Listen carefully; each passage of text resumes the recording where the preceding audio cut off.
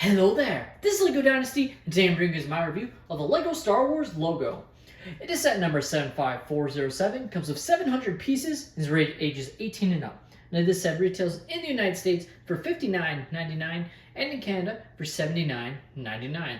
Now without further ado, let's kick off this review, starting with the box. Taking a look at the box, of course, being an 18 plus set, it has the typical black box art. So you have the Star Wars logo with a light emanating behind it. This one more of a whitish glow, which looks pretty nice there.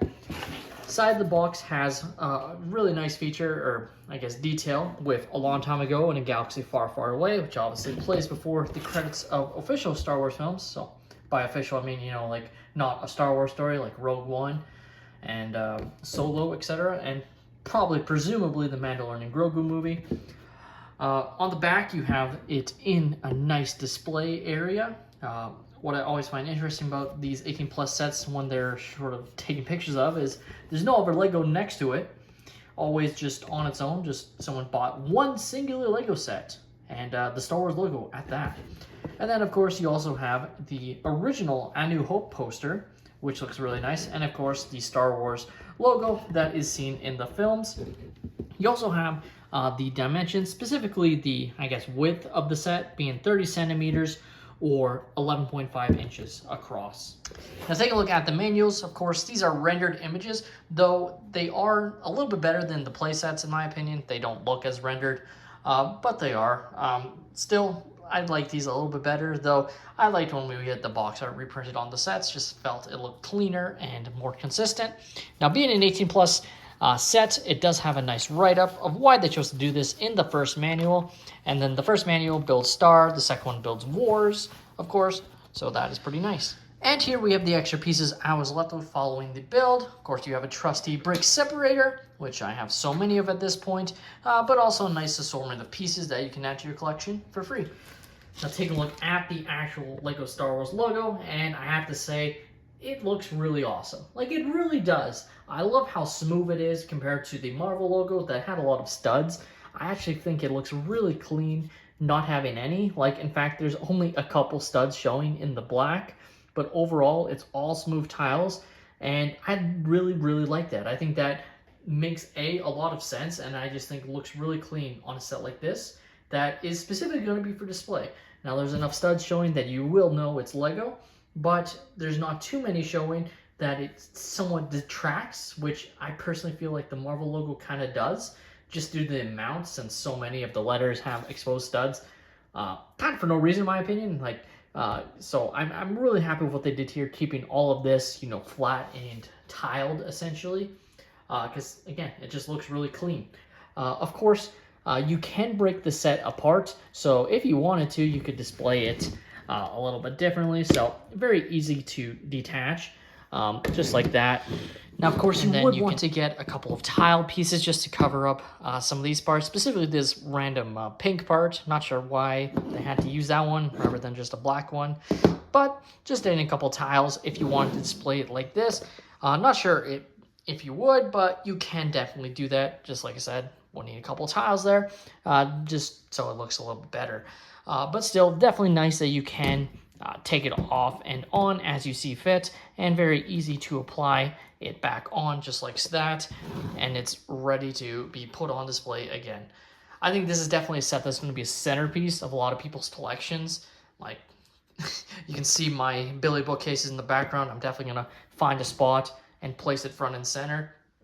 Of course, have to avoid the doors, but in front of the glass, I think will look really nice and just be a nice display piece, essentially, because that's what this set is, of course. Now, here we have the two LEGO sort of logos on display here with the Star Wars and Marvel one, and here you can see what I mean by how much studs are showing here, and a lot of it, to me, could have been avoided. They could have used plates and whatnot. They would have served the same purpose, especially on the top, like, they're using some of these plates to cover up where the minifigures explode, but I know they have done plates, maybe not in the same color, but same size as these, so if it would just cause them to have to mold one of those plates in the red color, which might already be a piece, but if it doesn't, maybe that's why they didn't do it, because it would have been an extra cost for them, but still, just too many studs on this set. Not saying it didn't have to have any studs. Like, I like this one because, yes, there are still studs. Yes, when you're up close to it, you can tell it's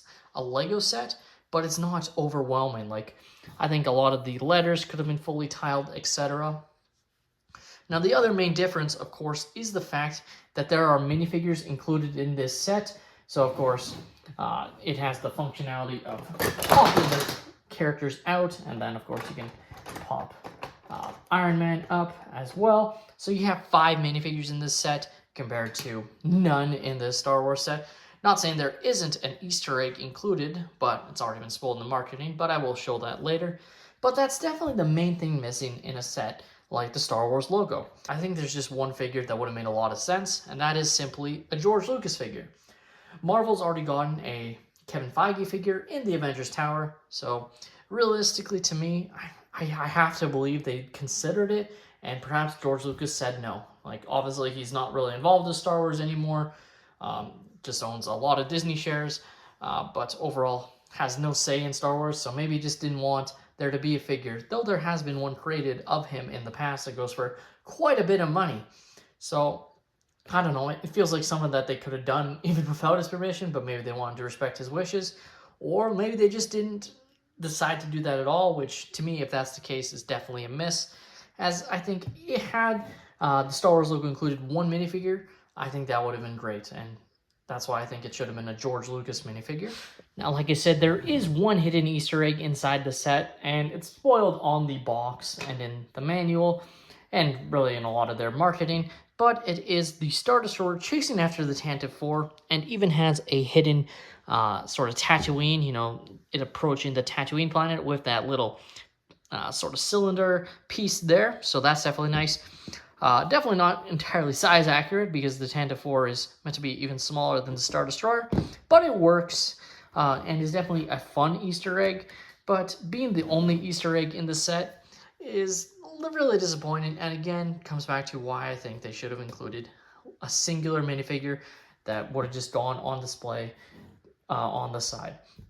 Frankly, this almost feels like a set that should have came out with the 25 years of LEGO Star Wars and gotten an anniversary minifigure included at the very least, whether it was George Lucas or not, because I feel like that definitely could have worked as well if we got something special, maybe something from A New Hope specifically that we've never gotten before, a character that a lot of people wanted. Can't think of any off the top of my head, of course.